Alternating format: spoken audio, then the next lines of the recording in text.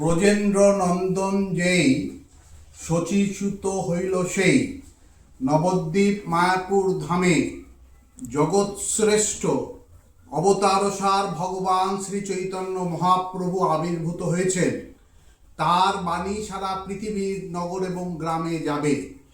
এই উপলক্ষে সারস্বত সংঘ গৌড়ীয় বৈষ্ণব সংঘের আহ্বায়ক শ্রীপাদ মধুমঙ্গল প্রভু, আমি জগদ্ধাত্রী দাস যুগ্ম সম্পাদক, বিশ্ববিখ্যাত ইউটিউবার শিক্ষক শ্রী সুজিত দেবনাথের শ্রীহস্তে ভগবান চৈতন্য মহাপ্রভুর চৈতন্য চরিতামৃত আমরা অর্পণ করলাম।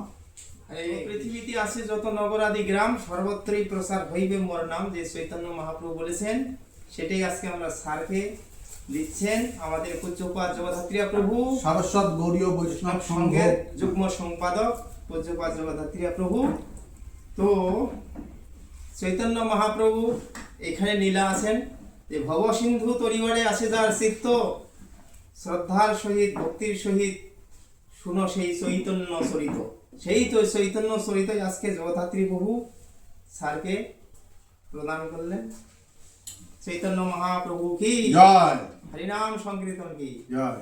তাই আপনারা চেনেন অনেকে আমাকে। আজকে মায়াপুরে প্রভুর কুটিয়াতে এসেছি, জগদ্ধাত্রী প্রভুর। তো এরকম একটা উপহার পাবো আমি আশা করিনি। এটা পাওয়ার পরে খুবই ভালো লাগছে। এটা কখনো পড়িনি আমি, অনেক কিছু পড়ি, কিন্তু এটা পড়ার কখনো সময় হয়ে ওঠেনি। এখন থেকে পড়তে হবে। এখন থেকে এটা পড়বো, পড়ার পরে আমি জানাবো যে কিরকম লেগেছে। আজকে অনেক কৃতজ্ঞতা জানাচ্ছি।